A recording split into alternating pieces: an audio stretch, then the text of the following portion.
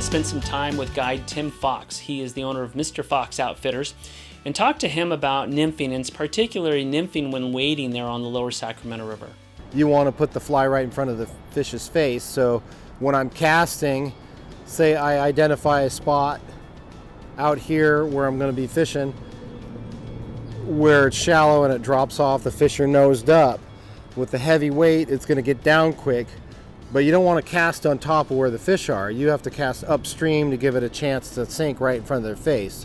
So you cast, you mend, and that way when the flies are floating by the fish where you think the fish is, you're not touching it. A lot of people have a habit of, they're mending and the thing's moving and the fish aren't going to touch it, or they don't cast up far enough to give it a chance to sink. So we're going to cast, we're going to mend.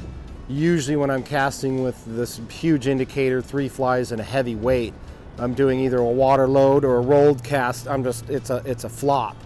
It's just a big flop. If you try to cast like you would with a dry fly, you're going to be spending 90% of your time untangling instead of fishing. So the goal of this is to get a drag-free drift. And mending, your casting and your mending, everything plays an important part of that. So a lot of times when you're in a drift boat, you're floating along with your indicator and you just have to mend every once in a while. But when you're wading, you have to cast way upstream, strip as it comes towards you, so you're ready for the hook set.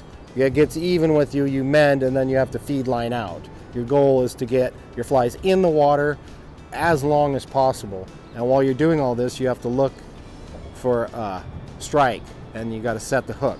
Spent a good deal of time with Tim Fox, who is the owner of Mr. Fox Outfitters there on the lower Sacramento River, both walking, wading, and he does drift boat as well.